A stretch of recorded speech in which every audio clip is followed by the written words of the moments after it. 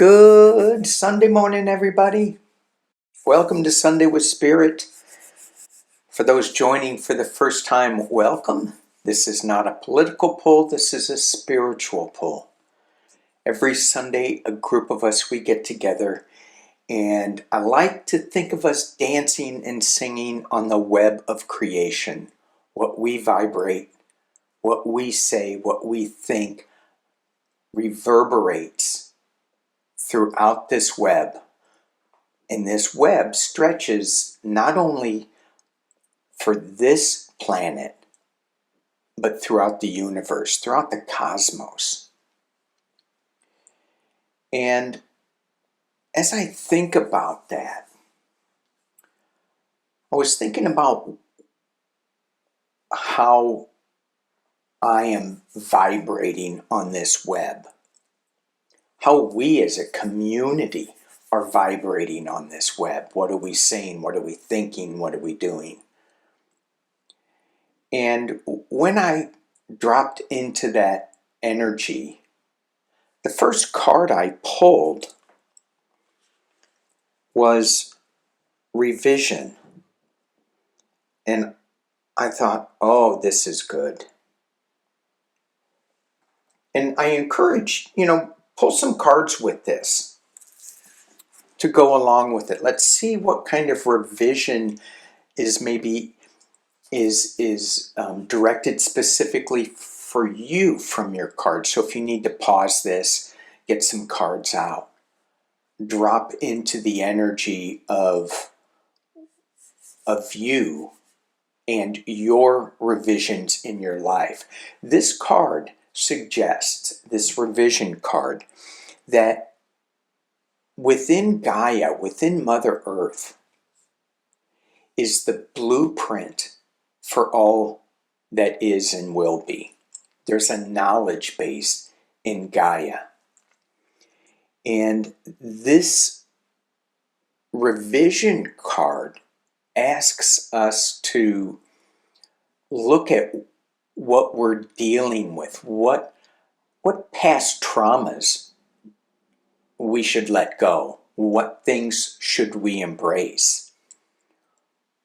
And some of this will be very specific to us. Some of it will be a little more general and may not be relevant in this time stream that we are currently in, whatever that time stream is for us individually. We have all these strands of time, like strands on the web, and they're different for each one of us, but the collective feels it all. So let's take a look at what revisions the cards are asking us to think about as a collective. And if you have some individual cards, you can throw those. And I'd love to hear your comments. So we are using Angels and Ancestors, those, and then Work Your Light for a clarifier. So first card that we pulled, oh, wow, Direction Guardian. Wow. Choose your path. And I think of all the paths that we can choose to take. Sometimes we go, I want to do this, and we get lost in the many paths that we can take. So I think this card is suggesting pick one. Don't pick 15. I hear that in my head a lot because I do pick a lot of different paths. I've never been one to focus in on one thing for like my career. Every 7 years it seems like I'm switching careers. But during that time, I'm extremely focused on what I'm doing. And then it shifts to another road. And when we pick a path, we may go, I don't know where we're going. I don't know what's happening. This doesn't feel like it's fully flushed out. Should I jump on that path anyway?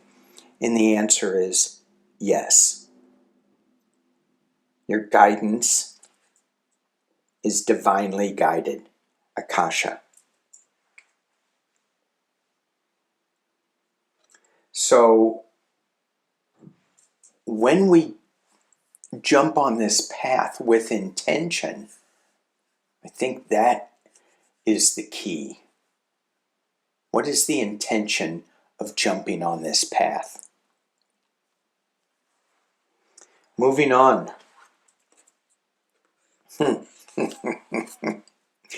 Be devoted and committed, sage. Yes, whatever path we get on, be devoted and committed to that path while we're on that path. And if we choose that this path no longer serves us, jump to a different path. But while we're on this path, be devoted and committed. All right, and the clarifier is share your voice. Come out of the cave. What's this say? Persecution. Come out of the cave. Persecution, expression. Did I read that right? Persecution? Yeah, I think I did. Persecution and execution. Come out of the cave. Well, with this revision card and the persecution label,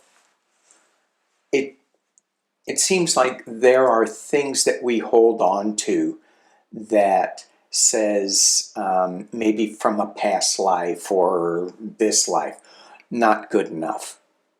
Nobody wants to hear what I have to say. And we feel this inferiority complex. And what this card is suggesting, be devoted and committed, our path is divinely guided, and share the voice of what we have to say. As we jump into going into Mount Shasta for this coming week, there's going to be a lot of voices to share. And some of us will resonate with a certain voice and others won't. When I start looking into Lemuria, there are people who talk about Lemuria and I don't resonate with how they speak, the words they use, but others, I'm like, gotcha, I understand what you're saying. So for every voice, there is an ear. There's somebody that resonates with how you phrase things. Share your voice. Sometimes it's scary as hell, but just get out there. All right. Also, as we move along, the moon. This brings up so much. And this says, take note of intuitive messages. But this moon card brings up so many other things besides just the intuitive messages. For me, anyway. For me, it's the ebb and flow of things. Certainly the intuitive messages, the things that are hidden in a new moon, let's say. It's there, but it's in the shadows. But we can feel that energy, and it pulls us, and it pushes us.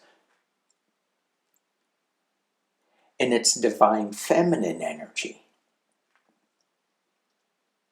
And so when we are coming out of the cave, so to speak, with this card, let me kick it back into the screen. sometimes we need to listen to our intuitive messages, and then we then we start noticing the synchronicities that keep popping up and saying you're on the right path. And something as a little aside, do the synchronicities say we're on the wrong path? Or are they only for the right path? Pay attention to what we think about when we see those synchronicities. I've been trying to do that, and sometimes I think, I'm not thinking of anything. I just noticed, there it is. All right, the clarification card on Moon. Take note of intuitive messages. Divine orchestration, helpers in the subtle realm. We have the Council of Light.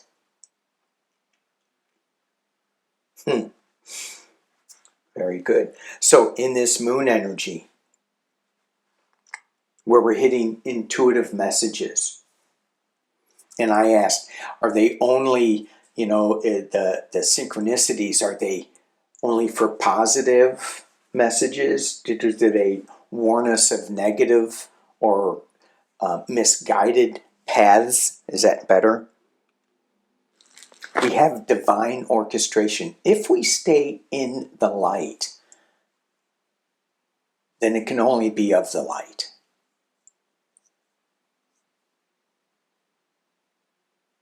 That's what the Council of Light is asking us to do. What's the right path? Well, our guidance is divinely guided. So yeah, stay in the light. Know that our guidance is divinely guided. Whatever direction we take, if we stay in the light. Okay. Well, thank you for answering my question. All right, Elder, move beyond ancestral patterns. Yes, yes, yes. Elder, sage, come out of the cave, persecution, expression, move out of ancestral patterns. The ones that hold us back.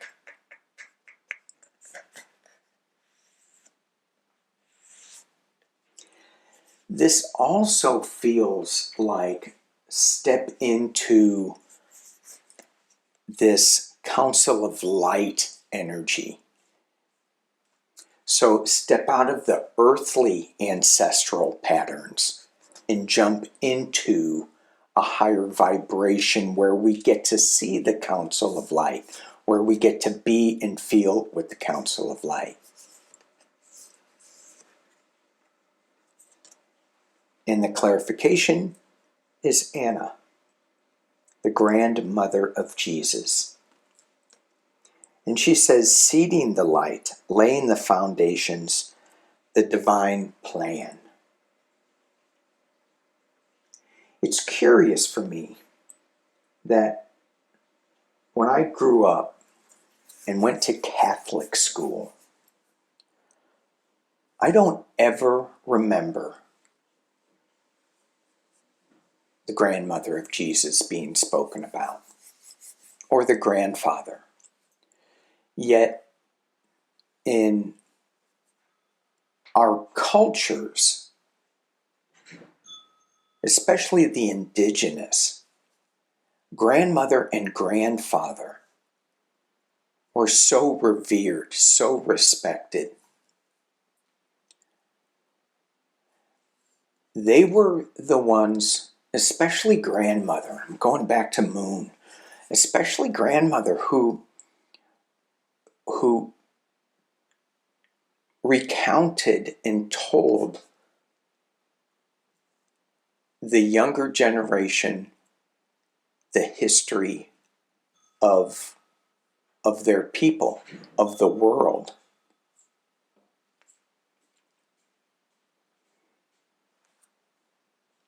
Anna. What did Anna, the grandmother of Jesus, tell him. We can drop into that energy. Drop into that web of information. What did he learn from her?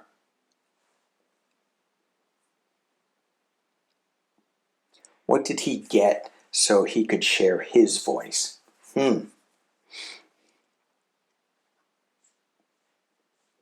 And what is that suggesting to us? All right. Love these cards. They are super powerful. I'm going to leave them up on my desk for a while. Thank you all for joining me on this Sunday. I appreciate you all for being here, and I appreciate your comments. Peace and love.